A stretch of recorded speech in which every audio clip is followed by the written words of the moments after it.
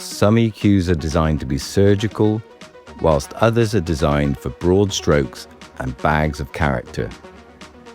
Hey everyone, Neil here from Audiotent, and today we're going to be diving into the Lindell Audio and Plugin Alliance EQ825. It's an EQ that's got curves for days, vibe for miles, and a magic control that makes everything sound better. More on that in a bit. So in this video, I'm going to be running through a few examples of how I've been using it in the past few weeks, running drum machines through it, synthesizers, and get a feel for what this EQ can do. So without further ado, let's dive in. Okay, so straight out the gate, no messing about. This is my favorite feature of this plugin. It's called the Octave Filler, and it's where the magic happens really. And if I quote the manual, let's have a look here. It says, the Octave Filler enhances the perceived weight and fullness of the low end using psychoacoustic principles. The trim can be used to select the center frequency of the effect. That's this control here. And then the intensity controls how much the bass content is pushed. Now, let's give you an example of that with this drum loop. So before, without the EQ, you'll see me switch it in and then increase the intensity here of the Octave Filler.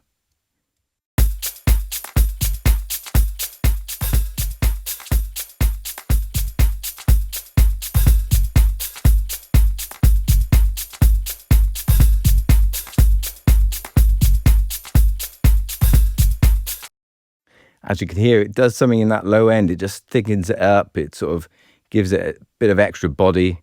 I know, all those buzzwords, but it does something magical down there. Let's push this drum loop a little bit further with some of the EQ controls.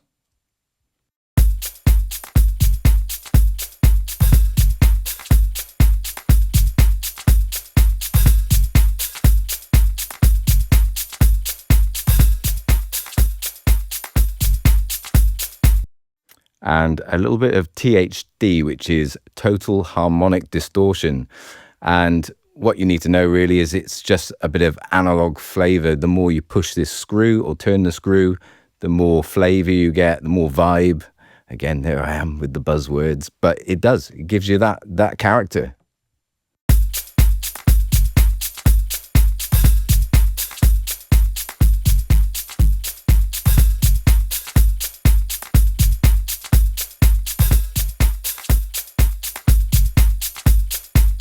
Okay, in this next example, I'm going to be using a percussion loop from one of our sample packs, and I'm going to use the EQ to reshape it, add a bit of thickness, bring out some of the detail in the top end.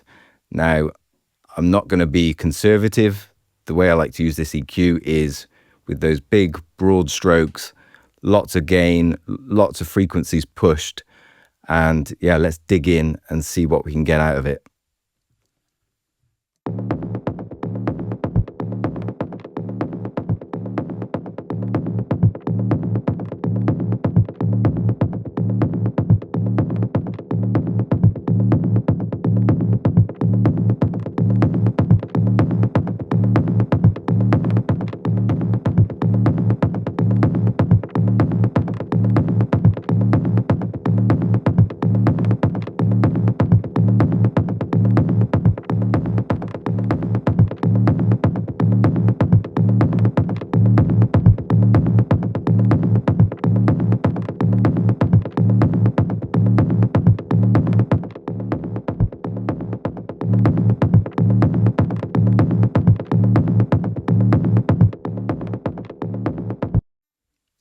As you can tell, it's quite the difference. I mean, I have been pushing quite a lot here. It's like 6 dB in most bands, but it really does bring out that detail in the top end and really thickens up the low mids.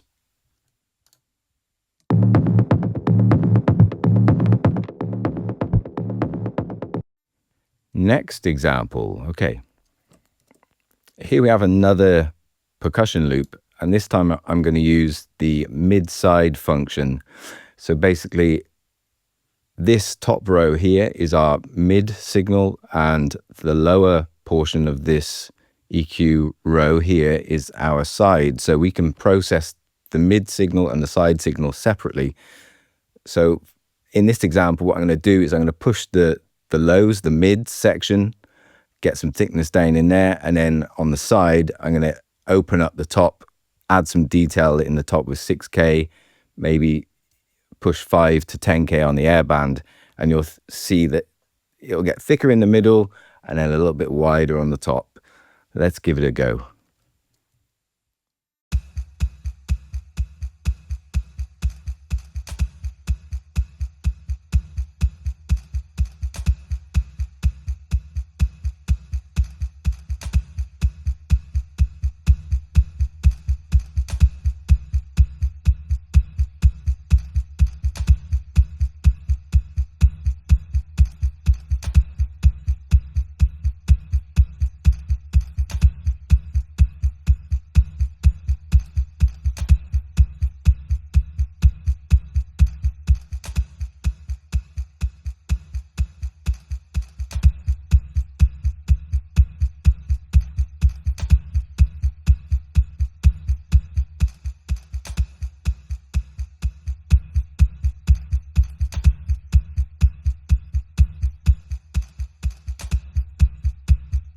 Nice.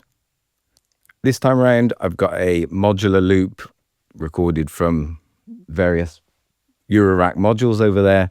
And what I'm going to do is, again, my favorite use of this plugin is to thicken up. So let's just play it before and then try dialing in some octave filler, pushing the low mids, and see where we get to.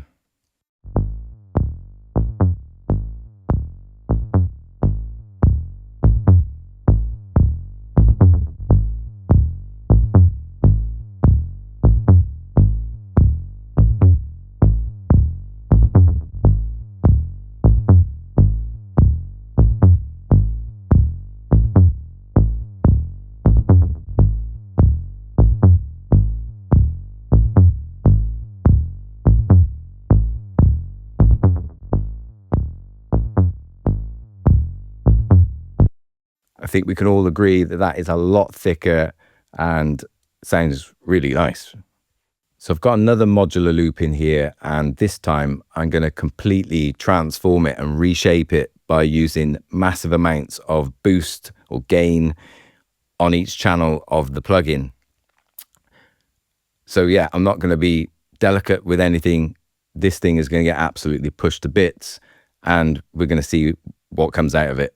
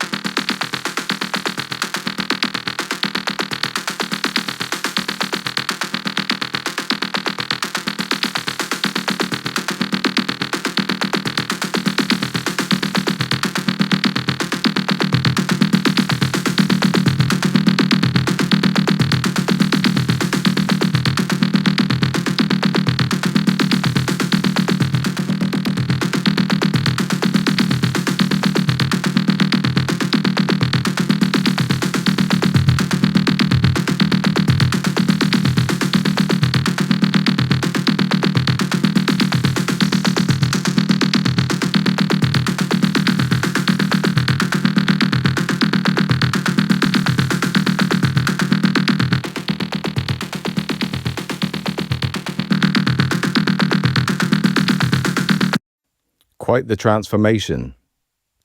Now I have a warning, shameless plug alert. This is our bass preset from our Dark Knight preset library that we did for the Brainworks Neuphonium. Let's have a listen to the bass sound on its own, and then I will engage the EQ.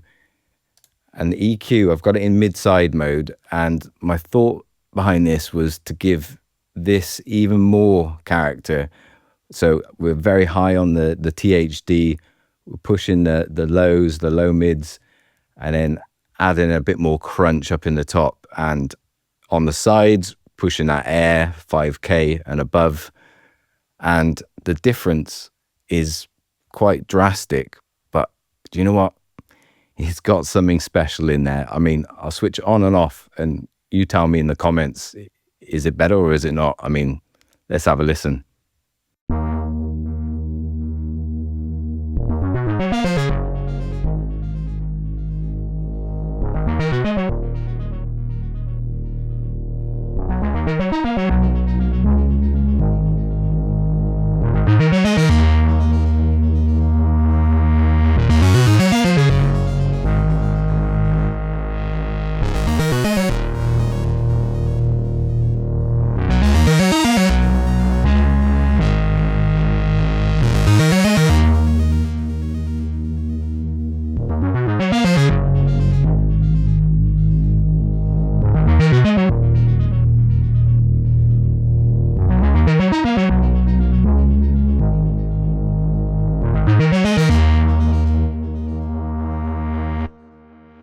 Drastic, I know, but it does something special there that you just can't get inside of the actual synth itself. So yeah, let me know in the comments below if you enjoyed that, and I guess I'll see you again soon.